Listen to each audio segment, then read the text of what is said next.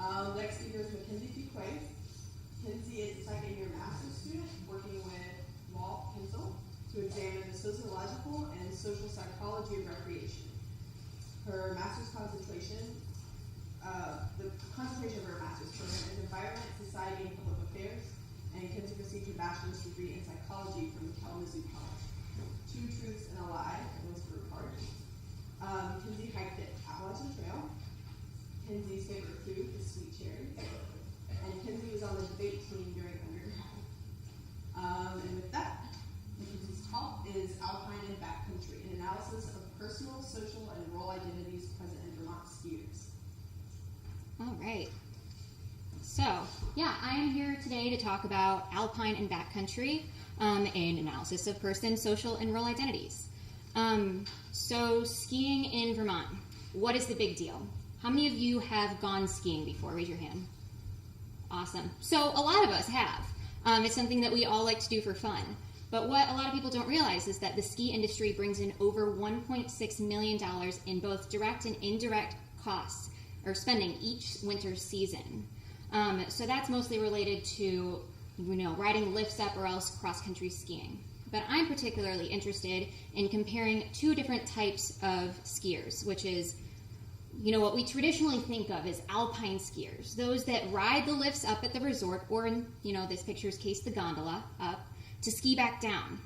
The other group that I'm interested in is the backcountry group, people that fix mohair skins to the bottom of their skis to hike up the mountain, take their skins off to make their way back down. And understanding these user types could tell us a lot about how to cater to different skiers in terms of our economy and what ski towns provide and really what people might want as skiers. But how do we understand these different types? The way that I'm choosing to look at this is through social identity theory, which suggests that our social groups give us a sense of belonging in our social world. So the goal of being a part of a social group is to kind of bolster ourselves within the traits of these groups, considering us an in-group or an us versus someone that is not in our group as a them or an out-group. And how you can do this is through a set of meanings applied to the self in a social role or situation. So those values and preferences and behaviors that you find integral to being a part of your social group are also a part of yourself. So as an example, how many of you are familiar with West Side Story? Anybody? Yeah. So let's say I am a member of the Sharks, and I consider myself to be an amazing dancer. I'm super cool and super suave. And all of you are members of the Jets. I'm going to bolster my identity as being the coolest and best dancer out there through confrontation. It might be over a woman named Maria. We don't know. But really, how important is this social identity? And a way that has been presented is through a hierarchical model. That, we have these different social identities as a shark or a mother or a hunter or a skier that kind of comprise who we are in different settings. But they all kind of fall under this umbrella of a mastery identity, this core sense of self. How important that sense of social role is to our core sense of self is representative of the salience of identity, which is really how your idea of self aligns with your social role that you're performing. So the more traits that your social identity shares with your overarching mastery identity, the more likely it is to appear in other facets of your life. So if I really, really believe that, I'm a big hunter, that might appear in other parts of my life, as a student, as a friend, etc. So this has been brought into leisure research a little bit through the analysis of hikers along the Appalachian Trail. Research mostly was looking at place attachment for different hiker groups and how they kind of align themselves with the sport. And what they found was that through hikers that are doing, from one end of the trail to the other, identified more strongly as a hiker than those of us that might go out for a weekend or a day hike. Identity's also been looked at in golfers, essentially asking them why they don't golf as much as they would like to. And the major reasons have been different social roles that they play, specifically as a parent, as a friend, or as some kind of relative. Research has also looked at interactions between two or more different recreation types, specifically, snowmobilers versus skiers, hunters versus hikers, and mountain bikers versus hikers. But I seem to be finding a lack of literature on intra-winter sport interactions, which brings me to studying skiing. So my objectives of my research include defining differences and similarities between alpine and backcountry skiers in terms of their identification with their specific skier group, the salience of their skier identity to their overarching mastery identity on points of commitment to their sport and exclusivity that they feel related to their sport. And I believe that both alpine and backcountry skiers will believe themselves to be as part of an in-group, whereas the other type of skier will be considered an out-group. I also think that backcountry skiers' identities as skiers will be more salient to their overarching mastery identity than alpine skiers will present. And how I plan on doing this is through a survey, which will be administered at 9 different locations throughout the Mountain Mansfield region. So if I can get the pointer thingy to work, there it is. So the yellow points are all resorts that have given me permission to collect data, which would be Smuggler's Notch, Stowe, and Bolton Valley Resort. And the 6 blue dots are all very popular backcountry access points, ranging from Little River State Park in Waterbury to the Bolton Valley access point, Nebraska Notch on the Stowe side, Stevensville Road on the Underhill side, Underhill State Park, and Smuggler's Notch at access to Sterling Pond. So I'm going to be using a stratified random sample to help control for peak weekends and lulls during midweek to make sure I can capture as many different skiers as I possibly can. My collection is weather dependent, of course. We need snow in order to ski. So both resorts and backcountry areas must be open and have enough snow, which is about a base of 12 inches, in order to collect data. And my collection can begin no earlier than December 9th, because that is the opening day of Bolton Valley.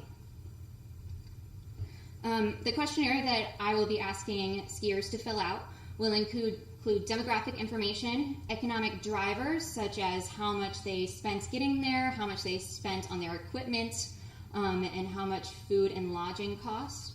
I will also include a modified version of the Athletic Identity Measurement Scale, these are a few examples of what has been on an Ames Plus questionnaire.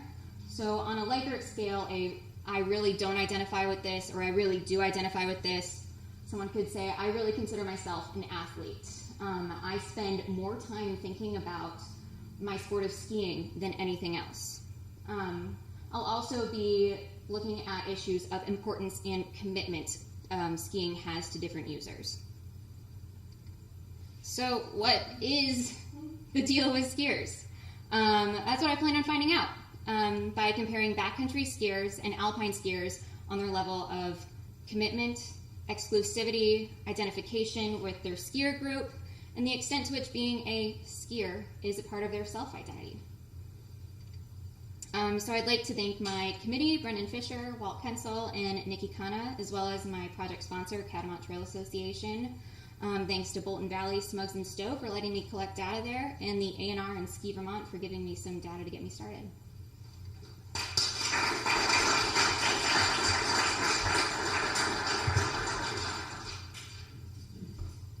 Yeah. I have a question, and just to acknowledge I have never skied before, so this might be a stupid question, but do you anticipate having it being harder to get the same amount of responses from backcountry skiers versus resort skiers? Because, you can just sit in a resort and there are more people kind of concentrated in those areas versus... Yeah, so the way that I sample at each location will be different because, standing at Stowe at the base of a lift, trying to capture as many skiers as possible, I could get hundreds and hundreds. If I really really bothered every single person that went past me. Right. But a backcountry access point, there might be 20 people out that day. So it's kind of a ratio of how often I'll approach people in the backcountry to how often I will approach people on resort. And that's something I'm still trying to figure out and will figure out with my first few days of sampling. Austin? So you spend a lot of time talking about the in-group and out-group or us versus them sort of things. I'm wondering if as part of the demographic information you get where these people live, where they live, or where they're visiting from. Because I'm wondering if there might be some sort of extra element other than just the type of skiing you do, but also where you live. So if you're coming into Vermont, and I'm guessing you might be more likely to go to a resort, but maybe I'm getting it wrong. Maybe Vermont has a reputation amongst the backcountry folks for being very big backcountry, so maybe there's more out-of-staters in that, but maybe locals will have different opinions about those activities versus outsiders. So I'm wondering if you're going to be A, taking that data from your sort of respondents, and B, if you are, how you might be looking at that. I will be collecting data on where they are coming from. I don't know if I will actually be looking at that with that purpose.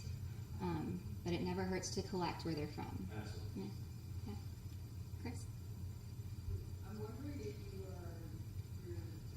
skiers at skis, or if you look at snowboarders, summer skiers, and skiers who are not the regular kind of skiers. Yes. So if I just went for one kind of, alpine skiers, I could potentially be knocking out a whole bunch of people in the backcountry as well.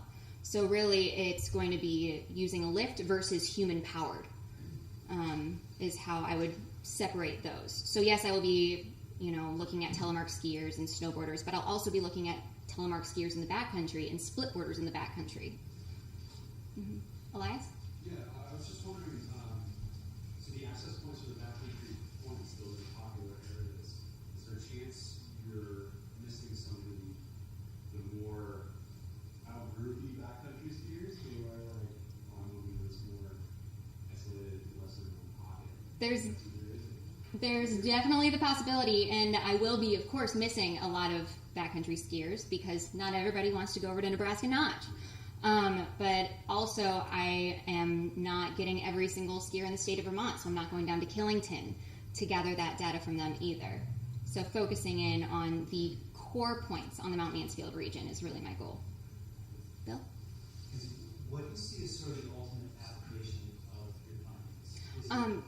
To provide, experiences for all the different identities, or what do you see about? So I see it kind of being able to inform different management practices, both of the Agency of Natural Resources, with backcountry skiing, with resorts like Stowe, how they can change their practices maybe to cater better to what backcountry or lift-serve skiers may want, and also organizations, nonprofits like the Catamount that really work on inclusivity of the sport.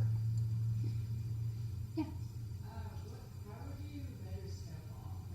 Like, how did a resort is not specific about how did backcountry? So there is a daily reading of snow pack at the top of Mount Mansfield. And there is a very easy way with an equation to figure out how much snow is at different elevations throughout the area. So I have the elevations of all of the different access points, and I have the elevations of all of the different resorts, so I can actually measure how much snow they've gotten in this big, huge storm. But of course, it's going to be different with resorts that probably are still going to make snow during giant storms because that's what they go for. So, yeah. Just curious, you spoke about salience. In your opinion, do you think that your identification as a front country or backcountry skier modifies your behavior in some other way, shape, or form? And what might that be? Well, it definitely could. That's not something that I'm necessarily looking at with this survey, but looking at really how pervasive that identification, that salience of that identity is. But personally, I think that it does potentially change different facets of how you present yourself in everyday life.